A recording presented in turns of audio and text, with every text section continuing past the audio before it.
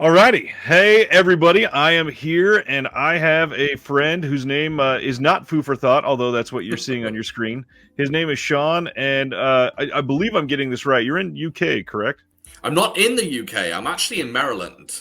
I am Oh, from the obviously the ridiculous accent tells you that I'm from the UK, but I for am some I am reason, I in thought the you were all US. recording over there. No, I'm in the sunny US of A. I am actually, well, maybe I should bring that up in just a minute. So obviously, this is Shaun, and you can see he's got the name Foo for Thought here because he is from an excellent podcast called Food, or not Food. I did the same thing that happened in the last It's episode that I tough. just listened to. Foo for Thought podcast. They do a lot of really great things, focusing on, as you may conjure in your mind when you read the terms Foo for Thought, a lot of Asian cinema. It's not all kung fu, it's not all martial arts, but it is a wide array of things, and they are a trio of individuals that banter amazingly, and I highly suggest everybody check them out. Links will be in the description below. But otherwise, welcome. Hello. I'm glad you're here. Thank you very much. It's an absolute honor to be on the show. I'm very happy to be here. For everybody that is here for the live shows frequently, Shaun is a part of a lot of our live shows, whether on this channel or with Flip on Discovering Cinema, and he is great, always a great contributor. Really great taste in films. I find that I align with you That's questionable. a lot more than Flip. I found. So that would, it speaks to my taste, which means today we are talking about horror. And Yes. obviously, there are a lot of channels on YouTube that spend a lot of time on horror, so I try to branch out quite a lot. I don't spend a lot of time in horror, but it is my favorite genre. And yeah, it's I grew up with horror being my primary genre. I got into horror way before any Asian cinema at all. I was part of when I was in my early teens. I got into the video nasties in the UK. I'm sure you're familiar with those. Heard of And them, yeah. it was my goal to basically find uncut versions of all the video nasties films. So I spent a lot of time on eBay trying to get my hands on what were technically illegal uncut movies. So really, that was my kind of jump into the horror genre. And now we are in the golden age of video nasties with things being released with, Arrow just put out that Don't Go in the House with, 3 or 4 different cuts. And stuff coming out from Severin that has never seen the light of day, suddenly coming out on home video in better shape than we could have ever imagined. It's incredible. It's an amazing time to be a movie fan in general, but specific genres like horror, it's just, a great time. I agree. Obviously, a lot of this channel is based on physical media. So what is your history with physical media? Really, it starts. I mean, I could literally lean forward right now from where I'm sitting and pull one of my many VHSs up. It started with VHS back in the day, and really, it's kind of in my early teens. I started buying the odd VHS here and there, and then I got really into kung fu films, strictly kung fu films, and that's really where my collection of physical media started. And then when I hit about 15 years old, I bought everything. That's really when I got into cinema or into movies, and I just had. Back then, I was still living with my mum, and I just had a room full of DVDs. You couldn't move for DVDs. They weren't even shelved. They were tossed into wardrobe. They were just all over the place. And then, as I've gotten older, I've relinquished. So actually, it was DVDs back then. It wasn't Blu-rays. So I relinquished some of my older DVDs, and now I'm starting to recollect the collection I had back then. So I'm in a good place. I've got a fairly decent Blu-ray collection. I've kind of got my Asian cinema separate from my mainstream and like horror and things like that. So I'm not as risk-taking as some people when it comes to physical media, meaning I'm not one of those people who will splurge on, I think you actually have it, the guest box that you have with the soundtrack on it. That's fairly, it's a very special release, but I'm not quite at that point where I'll splurge for that big of a release, but I'll still pick up as many, boutique labels that put out good stuff that I can, really. Of course. And frequently, a lot of the movies that you cover on the podcast are recent releases from things like 88 Films and Eureka. Is it the assumption that those are your 2 favorite boutique labels nowadays? It's safe to assume that, yeah, I think they're just doing amazing work. Obviously, Arrow are quickly coming up to be one of those big ones when, especially comes Right. when it comes to Shaw Brothers. So they've got the Shaw Scope, box sets that it's unbelievable that they're going to be available. So, but Eureka and 88 Films are the ones that are basically leaving my wallet empty at the moment. And that's safe to say for a lot of us that collect a lot of that type of film. Eureka is fast becoming just more respected. The amount of attention that they put into everything, and that's obviously not to disparage 88 Films. They do great work as well. Just it seems like Eureka is just above and beyond. Yeah, Eureka, interesting. I think, they didn't get any of the Shaw Brothers releases, but I think they've gotten their hands on a lot of Golden Harvest stuff. And Right.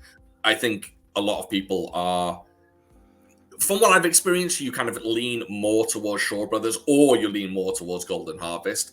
And I think right now, personally, I've collected a lot of Shaw Brothers over the years, so I'm very, very familiar with those movies. And now I'm very excited about the idea of these Golden Harvest movies being released. So yeah, Eureka are doing wonderful work. And they've got a huge year ahead of them. I mean, Dreadnought alone is enough to get people excited. Absolutely. It's the year of Yumbiao, it seems. They're putting out, I think, a film called On the Run, which is one of Yumbiao's movies I've never seen. I believe it's not really a martial arts film. There's not many fight scenes in it, I believe, but I'm definitely going to get my hands on it. I'm looking forward to. I love that, though. I love when I've collected kung fu movies for, almost 25 years now.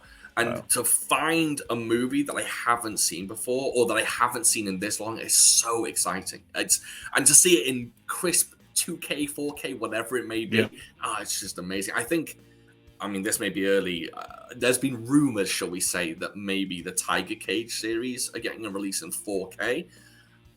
That's just my mind can't handle that. I have heard the first two. I'm hoping that we get the whole series, but yes, fingers crossed. So speaking of that specifically, what are a couple dream releases that you're hoping would come out other than that in the next, say, year or two? Yeah, that's a really good question. Weirdly, the one movie I'm just craving for at the moment, it's not even a rare movie. In fact, it's a movie everyone has seen. I just really, really, really want Blade 2 on 4K. For some reason, I just really, really want it. It's needed. Kung Fu, yeah, exactly. I mean, Blade's available, but I would love to see that on 4K. Speaking of Kung Fu movies specifically, which are kind of my niche, I think Shaolin vs. Llama remastered. I mean, Shaolin vs. Llama is one of the definitive classic kung fu movies, and to see that remastered, I know RZA had it streaming on his 36 Cinema site in what looked like a remastered copy. Unfortunately, I didn't get to see it. I was too late to stream it or too late to whatever it was, rent it. But to see that would be incredible. And to see Mystery of Chess Boxing is another movie. And I know there are very good copies of that circulating. I actually have one. But to see it properly remastered in a non-bootleg form would just... be magical. And just all of Golden, like Angela Mao films, the fact that they might be coming out this year, it's just really, really wonderful to think that so many of these films are going to get releases. And it's just so many of these old school classics that I don't even, you buy a film years and years ago and you just let it sit on your shelf and you don't think about it for so long. And then these films might not, like the Eureka Cinematic Vengeance. Yep. Those films I hadn't even... World of Drunken Master, no one even thinks about World of Drunken Master. And then to watch it now, remastered, it was unbelievable. It was such an experience. And then, collectors literally across the world are suddenly talking about it again, bringing life to something new from 45 years prior. Exactly. It's just... it's really uniting people. You go on Twitter these days and all the talk about... whether it be Arrow, Vinegar Syndrome, whoever it may be, putting out these obscure, wild releases, it's just uniting people in talking about them. It's incredible. Well, speaking about talking about them, I got to ask, how did the podcast start? So, obviously, my thing is mostly Kung Fu cinema I lean more towards Asian cinema than anything. And I have been mostly alone in my love for Kung Fu cinema all my life. A few people here and there, but nothing as kind of crazy as my fascination with them. And I just thought more and more people were getting into them as these releases were getting, Blu-ray releases. Right. So I just thought, what if I just try my hardest to get my wife and best friend to like even a couple? Just like I don't even need them to like every single Kung Fu film, just a couple. So I just thought, hey, why not record it? Why not force them, which is what I do, force them once every 2 weeks to watch an Asian movie and to sit down and talk to me about it. And the aim was really to have fun with it, because Right. I find some, and this is not a slight on any kind of podcast or any kind of YouTube channel, but I find sometimes people are a little too serious when it comes to loving movies. And there's like very, I don't like to throw around the word pretentious, but sometimes people are pretentious, And Completely agree. with the Food for Thought podcast, I want to be able to talk about the movie, get their opinions, discuss, the ins and outs of the movie, but then make a dick joke or two along the way. I mean, that's what we're all about. We're just about having fun, and most of the time, I'll admit, they don't like the film. So that's just the way it is. Perfect level of banter too. The way the three of you just play off each other is great. Listening. Oh gosh, what was the most recent episode? It wasn't Prodigal Son. You did one after that as well. That was just Cyrus wasn't on board for that one. We did Jailbreak. That's right, Jailbreak film. Yeah, that was the most recent one, and then we have an episode we're recording this week as well. With hopefully Cyrus will be back in the saddle for that one.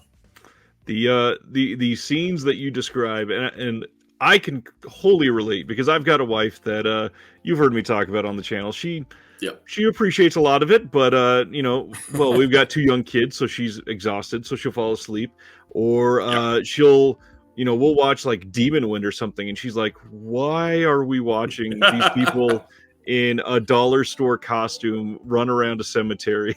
And it's charming. Yes, exactly. I can't get my wife to watch any dubbed movies, so she won't watch dubbed Kung Fu movies. So that's like what 45% of my collection I can't show her. But it's just, there's something really, really fun about, or something really, really just enjoyable about those moments where they say, "Oh, I did like that film. Right. I really enjoyed it." Like my wife, she seems to be warming up to the genre as a whole. Cyrus, not so much. My favorite thing is when they, especially your wife, trying to describe a specific scene, and she'll be like, the one outside where there was just this barrage of fists, and they were by the trash can, and it's the most obscure things that she's grabbing onto to describe it.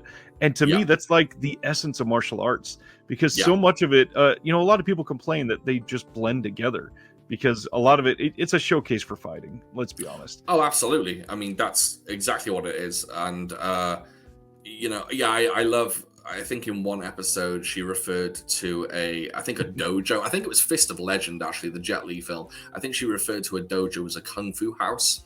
And it's just, like she gives people nicknames as well, because she can't remember, because they have, most of the time they have Chinese names, and she can't remember the Chinese names. So she gives them like a mustache guy or something like that. But yeah, absolutely. I think there's most of the time we're there strictly for the fight scenes. I, over the years, have grown to love, let's say like the comedy in Hong Kong films. And, to some extent, I like the filmmaking. But yeah, let's be honest. I mean, the fights are why we're all there. Exactly. Yeah. So one of the things that I have really tried to hold on to with film, obviously, and for those that have been around the channel a long time, you've heard me say it probably too many times, is that every single movie has been somebody's favorite movie. So if you were explaining, this is Shaun in essence, why don't you throw out the 3 most Shaun films that you can think of? Oh, geez. That's not to scream it on you or anything. No, that's actually gonna make me sound somewhat pretentious. That's fine. Because even though I do, like, you can see, like, I've got literally Kung Fu posters on the wall behind me. Kung Fu is my thing. That is exactly my genre. But I tend to really, really like my favorite film is Magnolia. I love Magnolia. I tend to go for, it's not, not like artsy films, but Right. somewhat mature kind of films that make you think a little bit. Of course, yeah. So 3 films that sum me up, it would be a very strange mix. It would be something like Magnolia, then it would be like a Jackie Chan film, like The Young Master, and then it would be, and here's an obscure film you may not know, or you might know, it's a Jamie Foxx film, and I don't know what year it's from, but it's called Booty Call. Oh, God. Yeah, it's a comedy from like 1990, 94? somewhere around there, and that is like me in a nutshell. Like I love the I love The Master. I love Portrait of a Lady on Fire. I love those type of films, but I love the kung fu. But then I love stupid, dumb comedies as well. Yeah, I like to think I'm fairly good. I don't stick to just a single genre, really. That's why I always laugh when I go to log something in my Letterboxd, because I have my my 4 favorite films listed there right now, and I haven't changed it in probably a good 6 or 8 months. I was changing it for a while. I've got Green Room, The Fly, Great, Black Christmas, and then out of nowhere, Muppets Christmas Carol. That's great. Those first 3 are fantastic films. I don't even think I've seen Muppets Christmas Carol, so I can't comment on that. Wow, that's yeah. I was never a Muppet guy. For some reason, I just never kind of latched onto the Muppets growing up. Yeah, and that's the thing. They got to hit you at the right age, and if they don't, they're past you. Exactly. Yeah. So tonight we're talking about horror, and specifically we're talking about underrated horror. We both picked 5 films, but with that, and we're talking about you going to Video Nasties. Do you remember the first horror film you ever saw?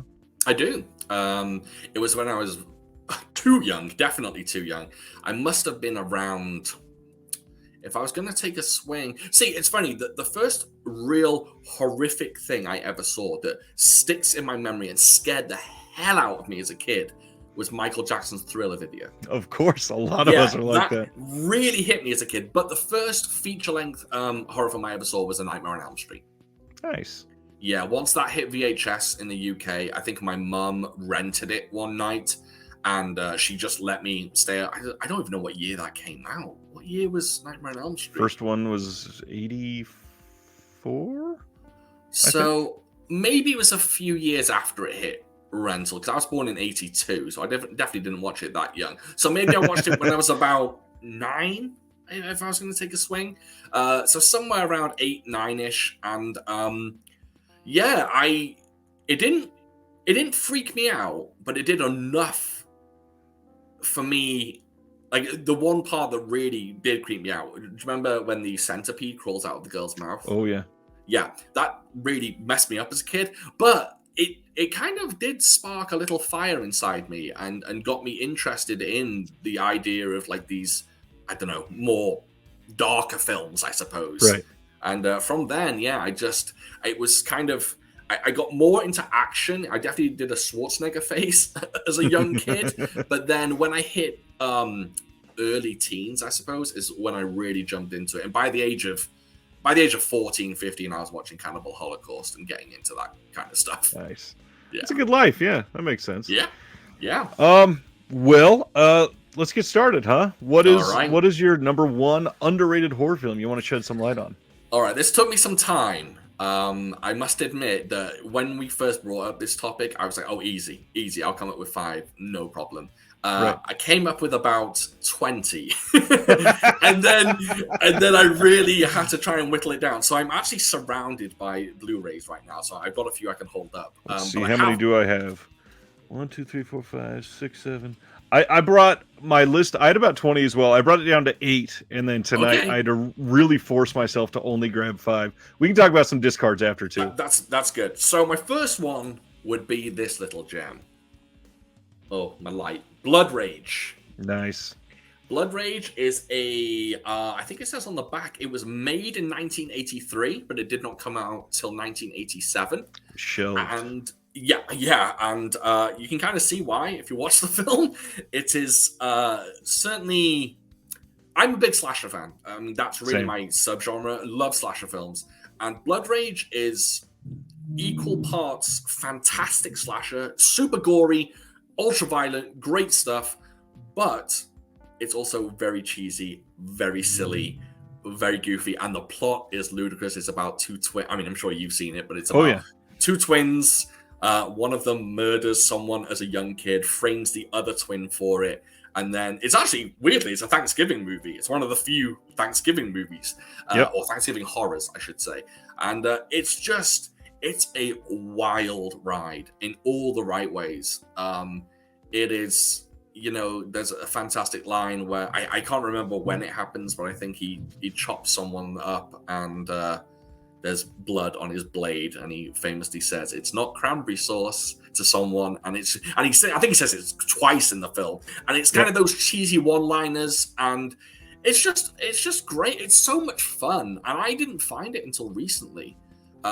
So for me, for a long time, it was not even an underrated film. It was completely kind of overlooked by me. I hadn't even seen it. I think I discovered it on maybe a streaming service, and then this is the Arrow release I had to pick up. But it is just charming in all the wrong and right ways. It's just one of those films. Yep. The ending is bonkers.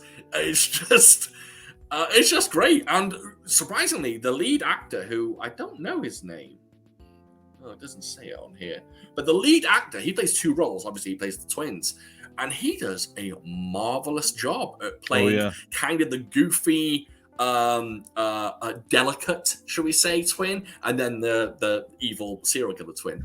Two fully different personalities, very well done. Absolutely, and he does a wonderful, wonderful job. And he has a mother in it, and the mother is absolutely crazy. It's just a gem. It's just perfect 80s cheese. And if anyone were to ask me, what is my favorite 80s slasher, this would be up there. Whoa. Yeah. That is rare. Yeah, it's up there but it's not up there as in it's the finest. Of course. Yeah, but comfort food, it's very much a case of, I just love watching it. It's a fun thing to say about that film. Comfort food. Yes. It's and that Arrow release specifically really exploded the popularity of that film. It was out of the zeitgeist completely, and then that came around, and suddenly, the cranberry sauce memes were everywhere. Fangoria was talking about it again. It was on Shudder for like a year and a half. That's where I think I first saw it, on Shudder. Yeah, and then I had to pick up the Blu-ray. It has permeated everyone in the horror scene now, and it's crazy. A common, it's Thanksgiving, gotta watch it. So yeah, it's just, I think it's one of those films where you could just invite people over and just sit around with, whatever your poison is, and just sit around and just enjoy it on a big screen TV and just have a bunch of laughs. Just laugh like hell.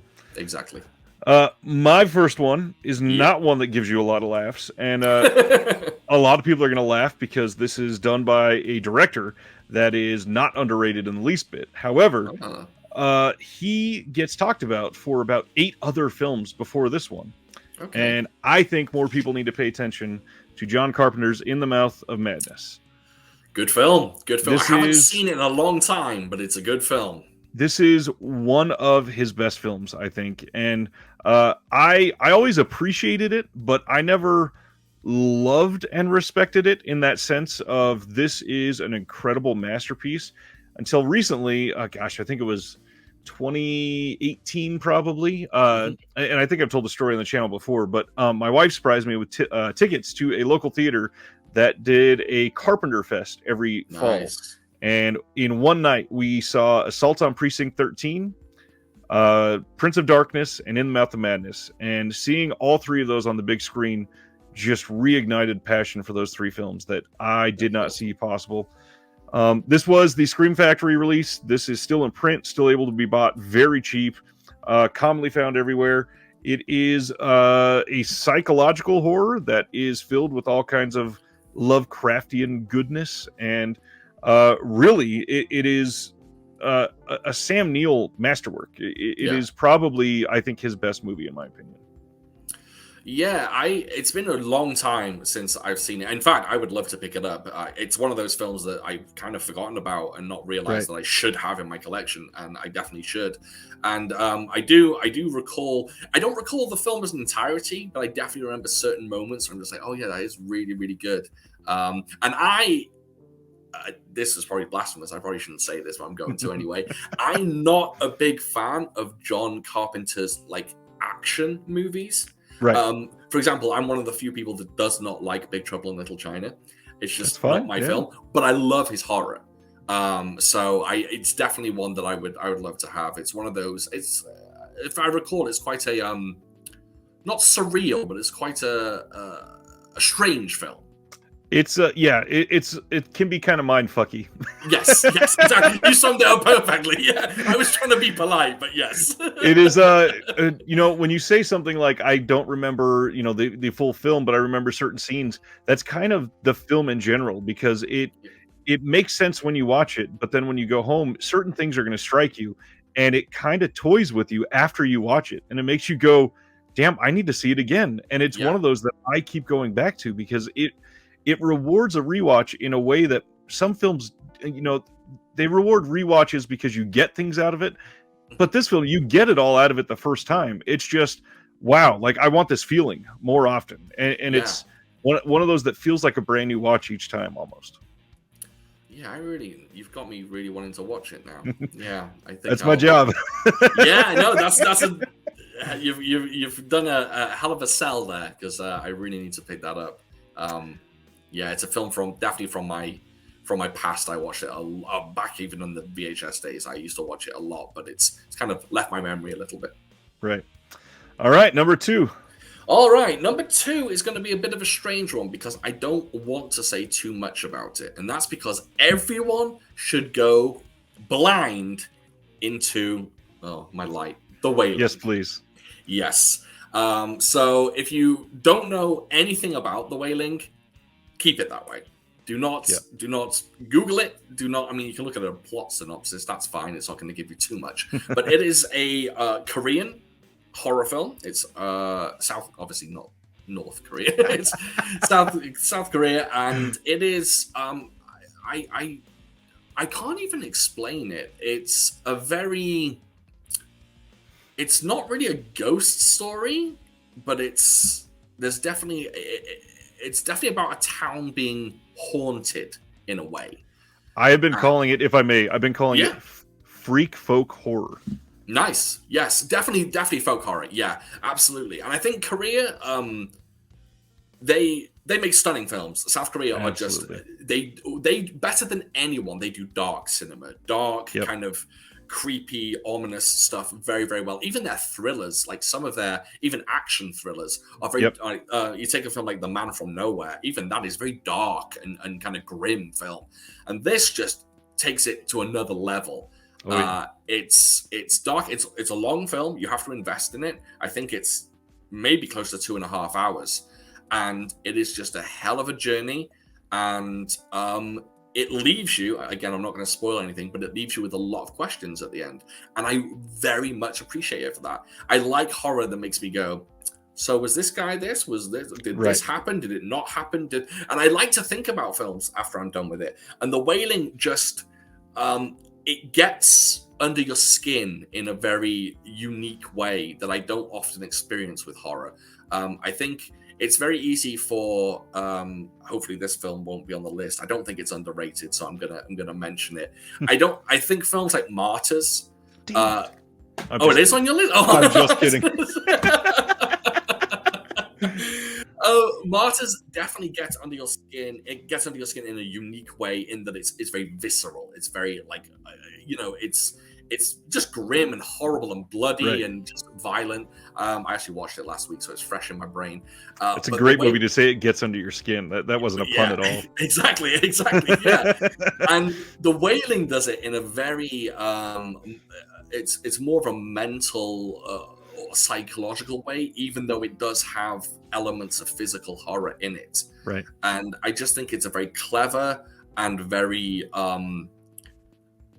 almost like a brave film, because to be that long and So definitely not traditional. It's untraditional in every sense of the term, and it's just a fantastic ride, and I wish more people would watch it. And I know it's an undertaking because a lot of people see the length, a lot of people see subtitles and immediately shut off and just like, I'm not going to watch that. And it's a shame because it deserves far more respect than it's getting. And I know the people that do watch it typically do love it, but I just wish more people set their eyes on it. It's wonderful.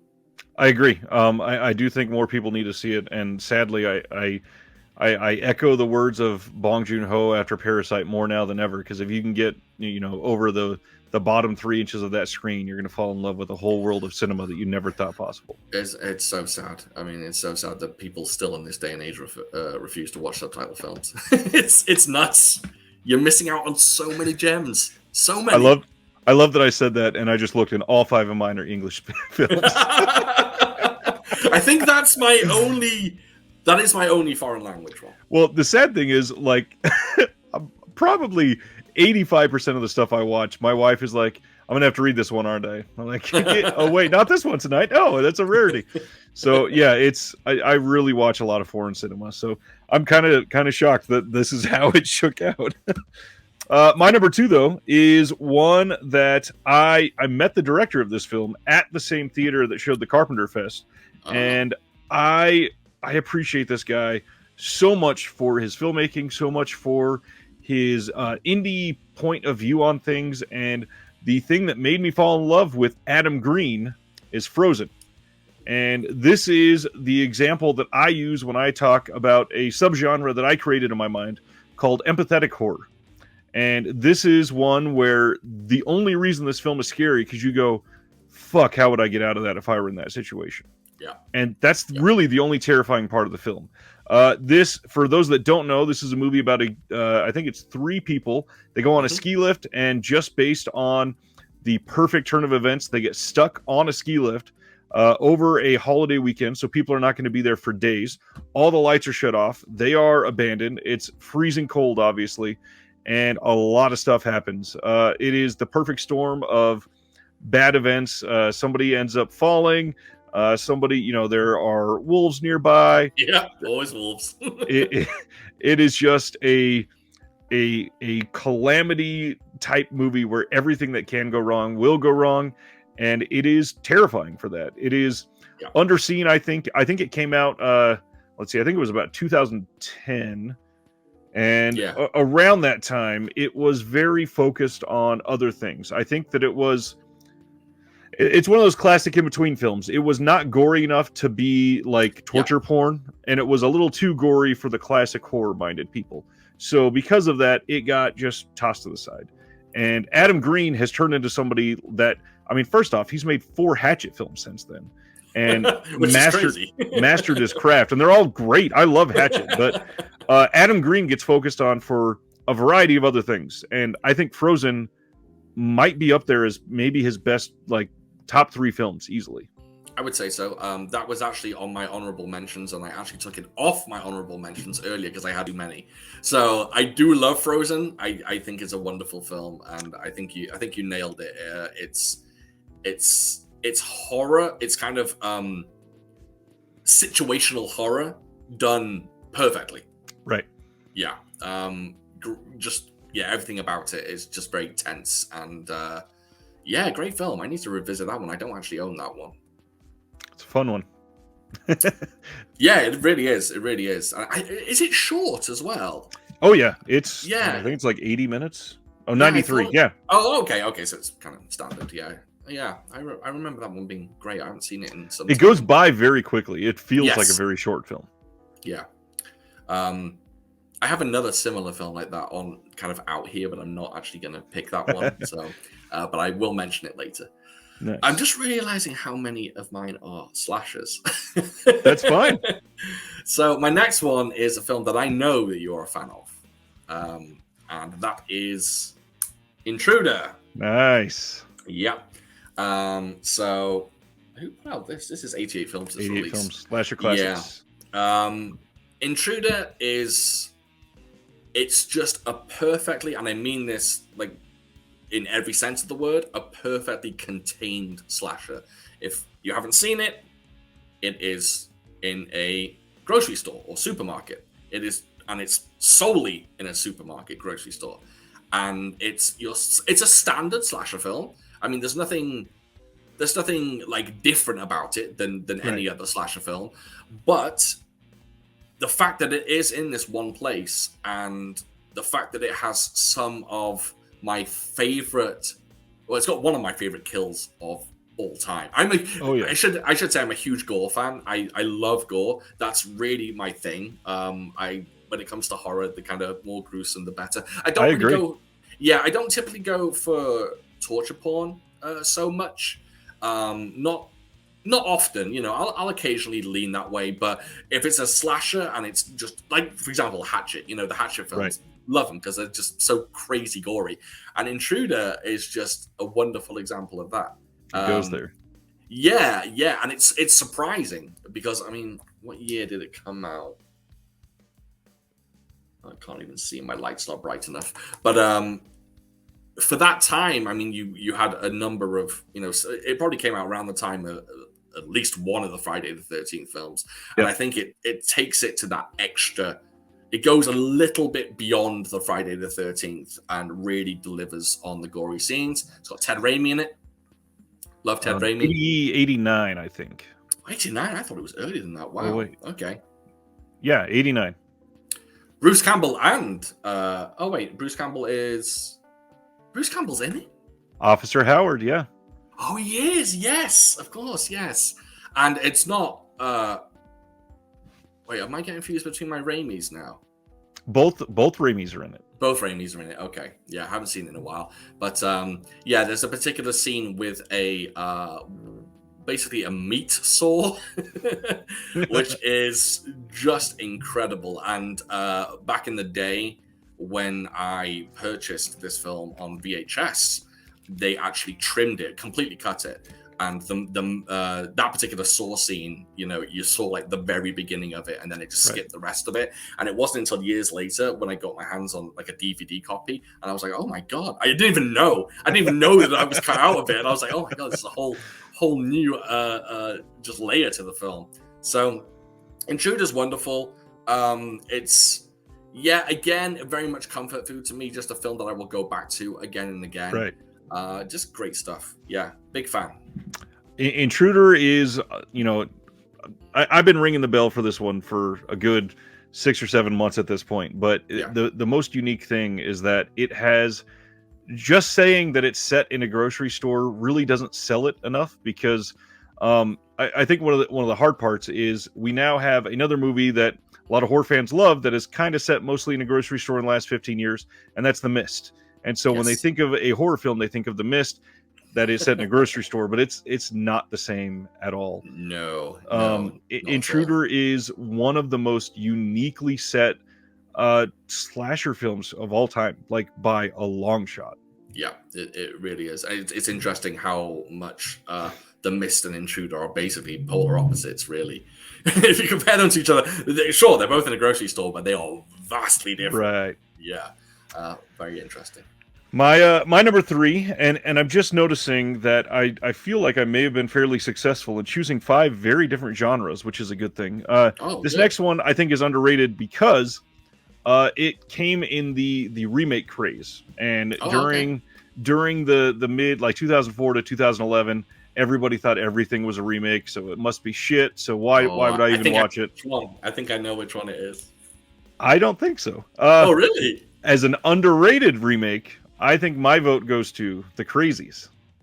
Oh no, you threw me a curveball there. I thought it was going to be Evil Dead. No, that's fairly highly lauded. The Crazies is one that people just forget exists. Mm-hmm. And first of all, this is a horror film starring Timothy Olyphant, who has exploded in popularity. Absolutely. And obviously people are going to think of him with the I honestly have not even seen it yet, the Netflix show that he was in with Drew Barrymore. Yeah, I didn't see it either. So everybody's thinking like, yeah, he's related to horror, but that's the only thing that he's done besides this that really sticks him into a situation that is at least horror adjacent. But this, he is full in. And nothing against the Romero film. I think it's a fine film. I think that It is limited in the way that a lot of Romero films were limited, primarily due to budget and the time when he made him. I think if Romero came 15 years later, we would still be being blown away by things that he could think up because he was such an auteur. But The Crazies is the perfect example of a remake being done with new technology, with a at least very similar story, done in a way that makes it modernized and makes it feel different enough that it feels relevant. And Yes. The Crazies, especially coming out of a pandemic, is a movie that everybody should go back and watch. It is gory to a point. It is superiorly acted compared to most films of its time by a long shot. Timothy Olyphant obviously is bringing something to a film that only somebody from like Deadwood could bring, and he elevates the movie just by being there. And it's certainly a borderline masterpiece for a remake. I think that it's pretty top notch. It's probably top 5 horror remakes of all time for me. Yeah, probably. It just has. I love the fact that it's, you watch a zombie film and zombies are the concept of zombies are so outlandish, and it's very, that will never happen. But the Crazies has this like. Obviously, it's probably never going to happen, but it's a little more human than zombies. The fact that it's people going crazy, it's people. It's almost like slightly not rabid, but they still have that humanity to them, right? And I think that makes it a little bit more interesting than your standard zombie film. And not to mention, it came out. I was trying to think of the year that it came out, and I just looked up. It's 2010. A lot of these are around the same time. Awkward. It came out in 2010 when zombies had come back because they were gone for a long time, and then around Shaun of the Dead they started to come back, and so they were back and they were still strong, but they'd not really re-jumped the shark yet. So it was still there were a lot of them in the zeitgeist, but it because of that it got overlooked a little bit because it was just another zombie thing. So it is different though. It's very much like to me it's a very should I go there? It is a U.S. version of 28 Days Later in a lot of sense. Yeah, I would agree with you. I would agree. I think that's a perfect description of it. Yeah. Absolutely. Yeah. Good film. I'm gonna have to write these down now. So many films I forget about. I'm too focused on stupid fucking kung fu films. Need to get my brain off them. My next film is not a remake, but it is a sequel. And I think it's the first film is universally loved, but the sequel does not get enough love in my eyes. It is The Strangers Prey at Night. And when I first saw this film, let me give you a bit of backstory. I love The Strangers. Same. I think it's one of the most terrifying. Yeah, probably one of the most terrifying films of all time. It's the perfect home invasion film in that it's not cheesy in any way. It is just absolute terror from start to finish. And at the end, not going to spoil it, but it's got a very bleak ending.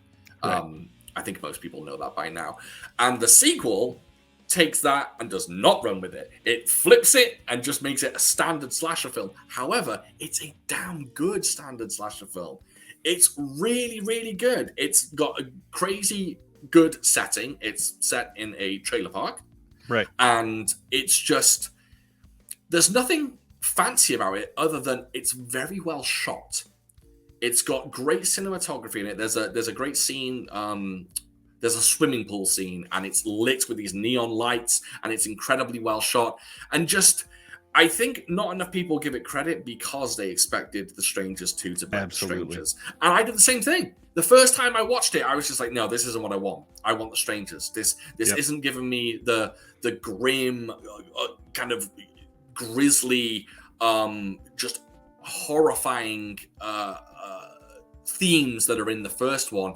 It's just giving me straight up slasher. And then I watched it again years later and I was just like, oh, this is actually really good. I mean, it's violent. It's It's got Christina Hendricks in it, and who's complaining about Christina Hendricks being in the That film? was my biggest complaint the first time, is that she is only in it for the first like 12 minutes. She is. Yes, unfortunately, she does meet her ending a little early, but it's nice to see her. She's underrated, actually, as an actress. I don't see her in I enough things. fully agree. Yeah, it's very strange that she's not in more stuff, Especially after Mad Men. Yeah, and she was in. Was she in Ryan Gosling's directorial debut? I forget what that's called. Oh, everyone forgot about it because it was apparently really, really bad. I don't remember that. Right. I think I will she look it up. Yeah, she did nothing after that. It seems. I think she's in a maybe. I know she was on another TV show where she was robbing banks or something like that. Yes. That may still be going. I'm not sure. I don't pay attention to stuff like that much anymore. Yeah. But yeah, it's a shame. She's really good, and she's good in this film. But yeah, she does get spoiler. She does get offed earlier on. Lost River is the name of the film he directed. Lost River, and she is the #1 billed actress in that. There you go. That was 2014. Yeah, so sad. But yeah, if anyone's looking for a good modern slasher, I think this one falls in line with. I'm not going to bring any up just in case they're mentioned on the show, but there's a lot of I think early 2000s slasher films that are sometimes none of them will be brought up. You can compare if you want. Well, perfect example. I think this film is wonderful. I think House of Wax is fantastic, and I think this is up there with that style of slasher. It's easy, it's simple, it's violent, it gets to the point, and it's, as far as I recall, it's relatively short. Standard 90-minute film, and it's just a good time. And those characters, the strangers, I suppose, are just very iconic, I think, especially from the first film, but they work in the sequel as well. They're pretty scary, the masks and just general demeanor is, I think, very iconic to me. It's something that kind of stuck in my brain, and I love them as villains, and I don't think they're brought up very much in the pantheon of classic horror villains, but these guys are great. Good film. Two things about that one. The first is, I think that they shot themselves in the foot by waiting. God, the second one came out like 9 years after the first one or something, right? Yeah. So I think that if they would have done it a good 2.5 years later, it would have permeated a little deeper, because it, not to lump this title necessarily on the first one, but it kind of is a modern classic. It is viewed as being on this pedestal, and when you give it 9 years to get into the veins of the horror community, you kind of fuck yourself over unless it's exactly like it and continues the story perfectly. And we're seeing that with Friday the 13th, with Halloween, with Texas Chainsaw Massacre, with everybody complaining that this is not exactly what I was hoping for. But if they would have done it, I can't remember what year the first one came out. It had to have been like 2009, maybe? Yeah, somewhere around there. I something like that. If it came out in 2010 or 11, I think that it probably would have been praised a hell of a lot more. I think so. It definitely came out at the wrong time and just fell under a lot of radars, or just people just didn't bother with it. Maybe saw the trailer and it just wasn't what they wanted. And I think that's a shame. The First Strangers is one of the only films my wife will not watch. She does not do well with home invasion films. She's not a big fan because it's real. It could happen. Right. She watched The Purge, which is fine, but she will not watch The Strangers. So I think I have a Patreon at the moment for Food for Thought, and I think at some point I'm gonna maybe do an episode where I convince her to watch The Strangers. But we'll see. With The Strangers, I've had somebody ask me, literally, they said something almost verbatim, such as, "Why does the second one suck so much?" And I was like, hold on. Yeah. To reframe this, and this is the exact advice I gave them, which helped with this one person.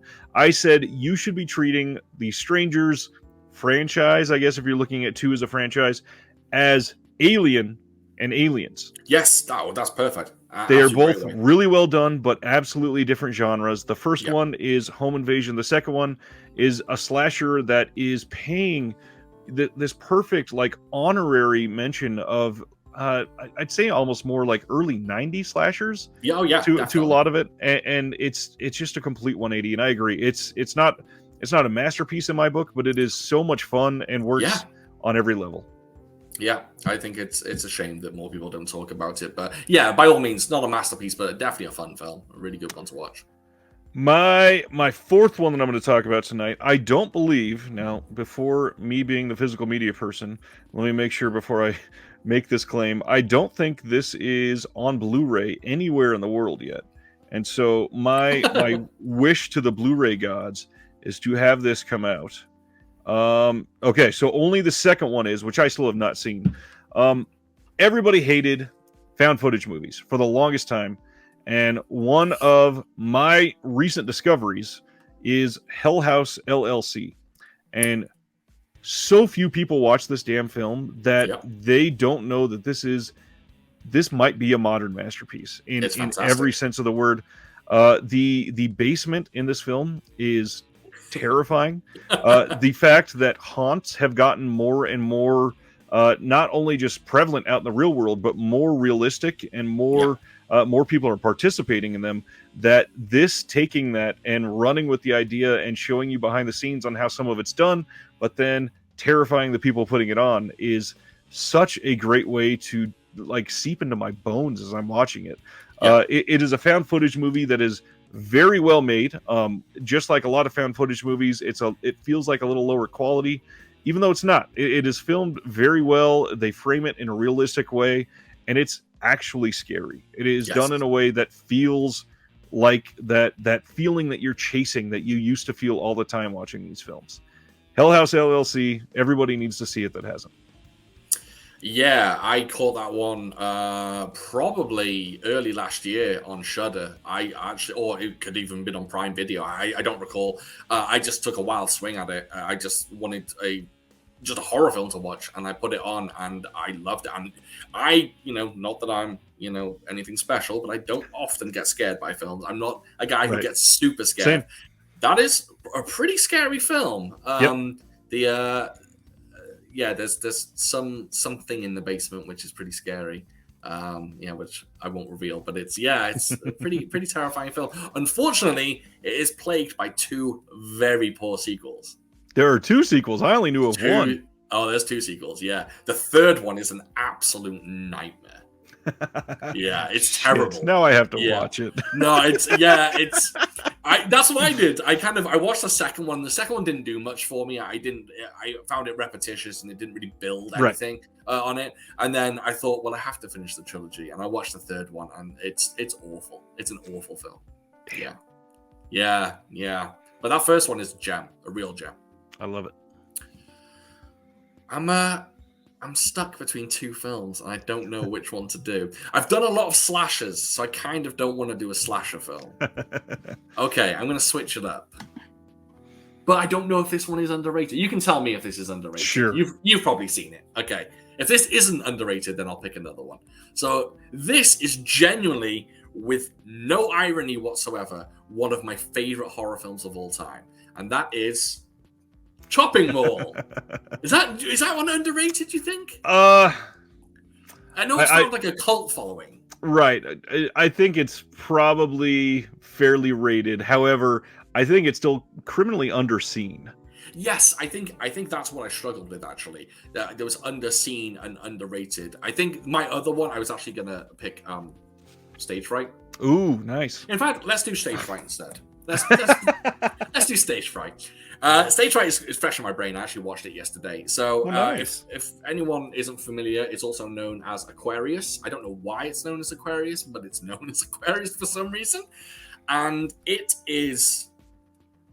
If Intruder is a contained horror film, this is an even more unique contained horror film for multiple reasons. One, it's set in a theater, or not even a theater. It's a bunch of people are rehearsing a play, but it doesn't seem to have any seats or anything, so it's not really a theater.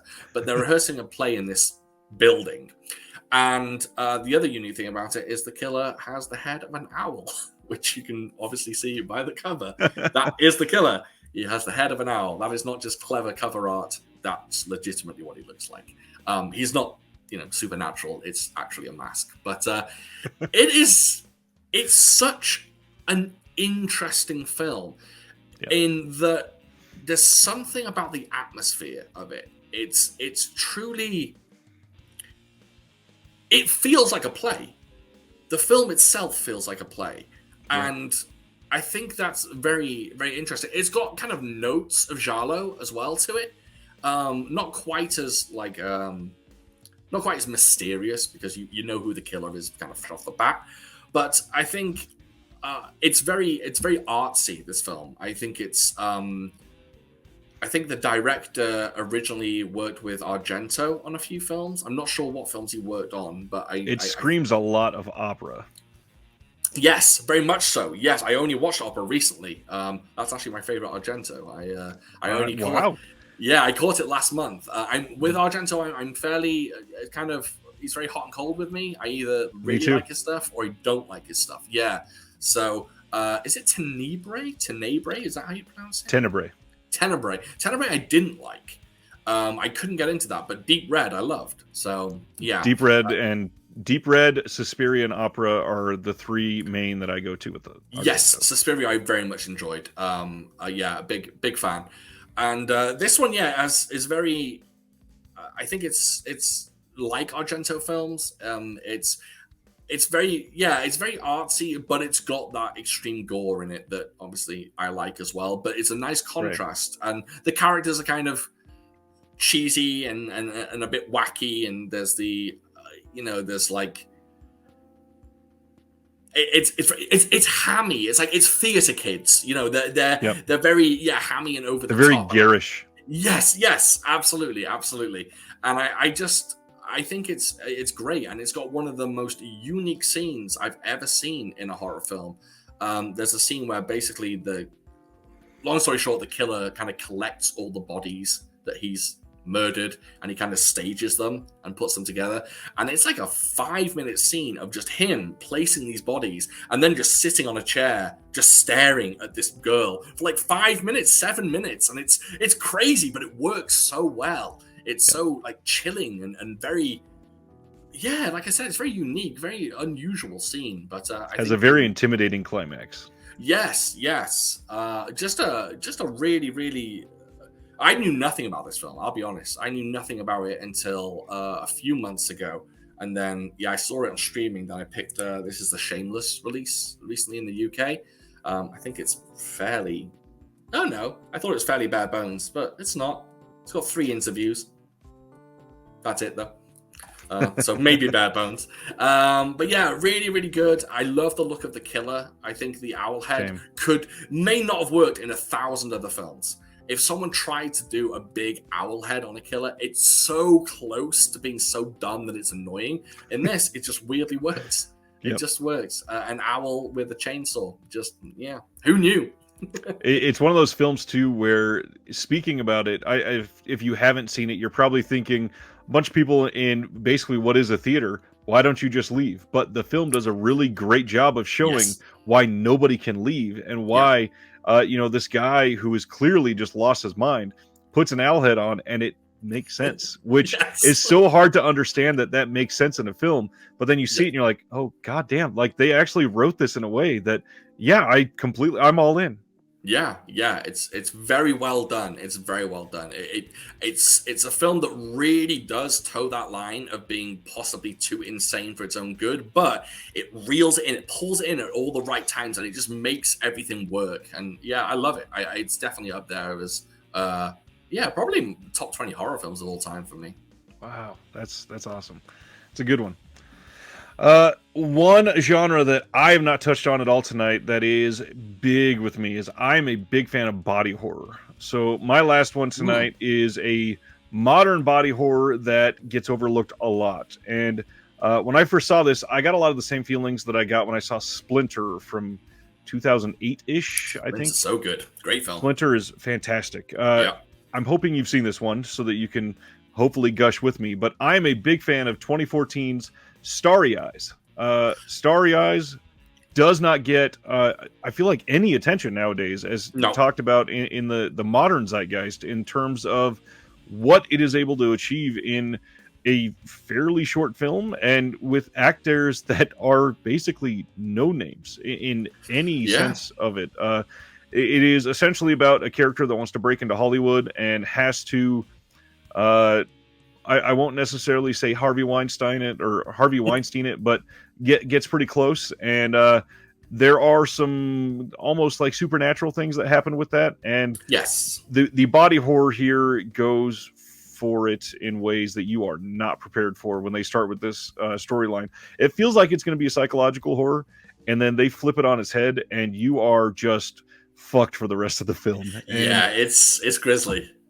Starry Eyes is one that I through what I do for work, there's a lot of times where I can watch something while I'm in meetings and go back and forth sometimes. And I saw it while streaming like 4 or 5 years ago, and it was one of those where I thought I was watching it, but then I got called back, and by the time I got back to it, it had mind fucked me 3 times, and so I was gone, and I had to watch it again. But then I realized my wife has to see this one because she is super going to appreciate it. So I went and showed it, and on that second watch, when I could understand it, I fell deeply in love with that film, and it is coming up on a good 10-year release anniversary here in just about 2 more years, and I really hope that something happens where people can start to understand what they were able to achieve, because it really is just a great film.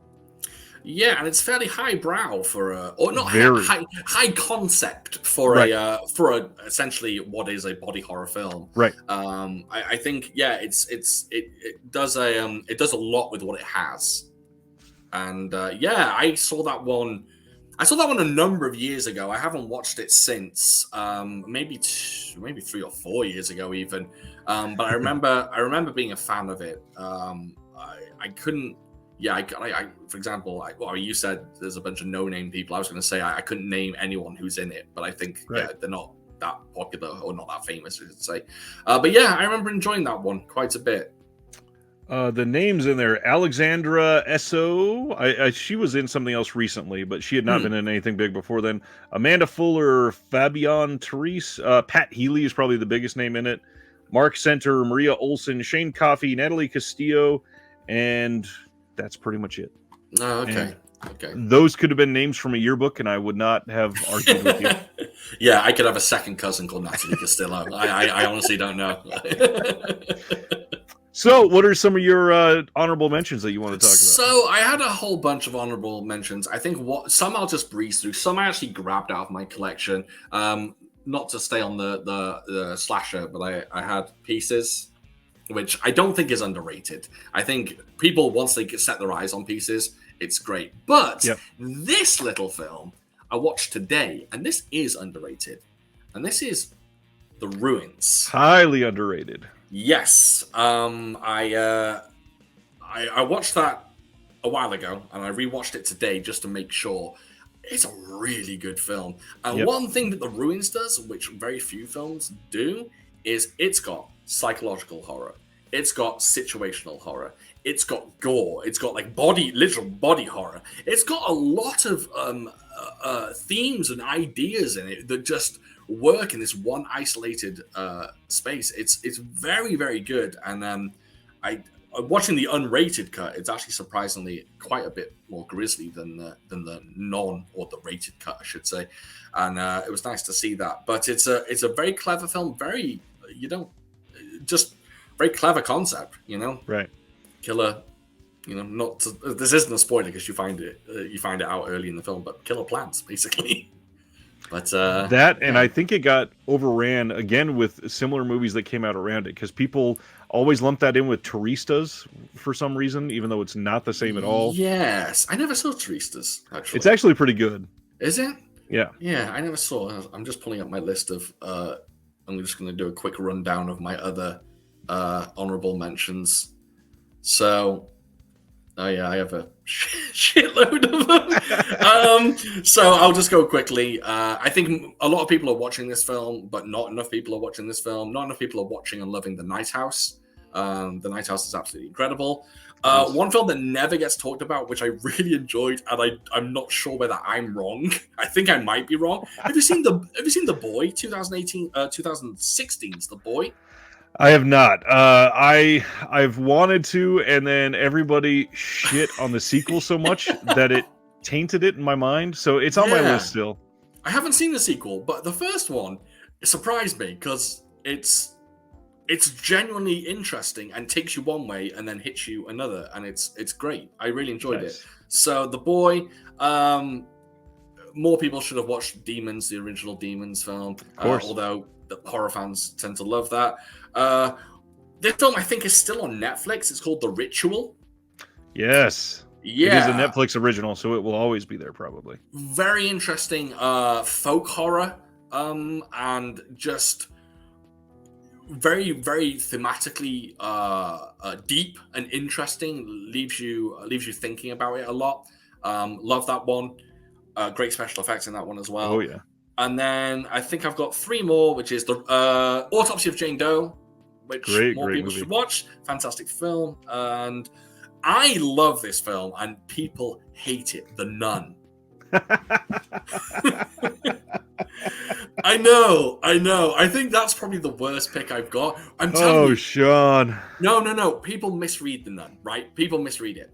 I think it's like a 90s gothic horror.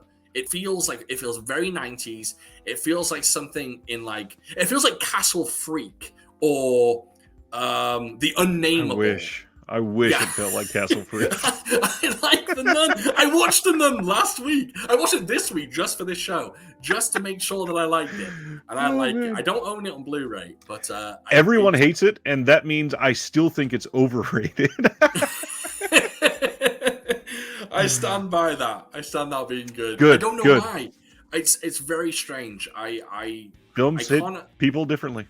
Yeah, I don't understand why I like it so much. It just has this very it feels like a horror. I don't know. Anyway, and then my last one would be most people when they talk about French films, they talk about High Tension or they talk about Martyrs. Everyone should watch Inside. Thank you. Inside is a wonderful, just very grim, not for the faint of heart horror, and it is incredible. Such a good film. Unfortunately, I don't own that one yet either. Make sure that you don't watch the remake as well. I hear the remake is terrible, but they did Martyrs as well, and apparently the Martyrs remake is terrible. So Inside, otherwise known as, I'm going to try French, I think L'Intérieur. I sounded like I was choking then. But yeah, great film. Inside, at the moment of recording at least, is streaming on Shudder, as well as about 12 other French extremity films that are rarely ever streaming anywhere, let alone all together at once. Yeah, I've been looking for them for a while. They've got Frontier on there, and I remember loving Frontier, and I haven't watched it again yet, but I know it's on Shudder. I'm really excited about watching that, and a few others that I haven't seen. I'm a big fan of that French horror wave that came, that was just very grisly, very dark, but very interesting and kind of forward thinking. Yeah, big fan. I agree. The only few that I had written down that I was going to maybe consider, I've talked about it on the channel enough too much, but Mothman Prophecies from 2002 is, again, it's been 20 years and nobody talks about it because the early 2000s was a black hole of horror. Hardly anything happened from 2000 to 2003, and so everybody just shuts it out of their mind. Another one is Spring from Benson and Moorhead from 2014 or 15. That's the only one I haven't seen. That one I have not seen. It is a romantic Lovecraftian creature feature film, basically, and it is so well done and really, really unique. And they're the same guys that did The Endless and a few other films. Benson and Moorhead, they've worked together a lot. They're great. And then the last one, I didn't include it because I don't know if I would really count it as horror, although it's revenge-ish, and a lot of people just lump that in with horror thriller, and that's Blue Ruin from Jeremy Saulnier. I love Green Room, and Blue Ruin is probably the most realistic revenge film ever made. Yes. It is harrowing. It is gross. It is sweaty. It is it is something that you watch and you go, I feel awful. Put it back in because I want to see it again. Yeah, that was streaming on Netflix for a long time. I don't know if it still is, but yeah, it's a solid little film. Definitely under the radar when it first came out. I just think no no one knew of it. It didn't really Right. seem to get an announcement when it came out, but really good. Yeah, fantastic. And that director, Jeremy Saulnier, who did Green Room, he has worked with the star of Blue Ruin, Macon Blair. I think has been in either all of his films or most of his films. Does he write them as well? Does Macon Blair write them? He did at least the first couple, I think. Okay, yeah. But he's not like a household name or anything, but he carries Blue Ruin to something that he should not be able to, as basically a no credit actor at that time. And it is, you are on his side from moment one. It is such a great performance. Yeah, that's a great film. That's one I definitely need to revisit at some point. But like you said, yeah, it's not horror light, but it's definitely it's like revenge horror, but it kind of walks that line between. It's hard to, especially with revenge films, it's hard to nail them down as horror. Even the film called Revenge, it's such a nasty film, but it's is it a horror or is it a thriller or is it what is it? Is it just a revenge movie? Yeah, it's hard to really pin it down. Well, I really appreciated getting to know you tonight. I hope you had a good time. I'd love to have you back on sometime. Yeah, I'd love to. This is absolutely awesome. I don't get to talk horror much because I'm all day, every day, I'm talking about kung fu. It's nice. God dang martial arts. I know. Damn them. And now, obviously, people having heard that I like The Nun are never talk about horror ever again. You know nothing. Next time, we're going to be ranking the Conjuring films with food for thought. Anyways, like I said at the beginning, please go check out his podcast. It is really good work, shining a light on films in a very unique way. Again, it's people that have never seen these films associated with somebody who has seen these films for the most part and loves them and just wants to share that love with others. And it is that passion for cinema that really makes the podcast shine. And I appreciate you guys and everything you do. They also have a Patreon. That'll be linked below as well. Go support them. They absolutely deserve every penny of your hard-earned dollars. And again, thank you, Shaun, for everything. And we'll talk soon. No problem at all. Thank you. See everybody next time.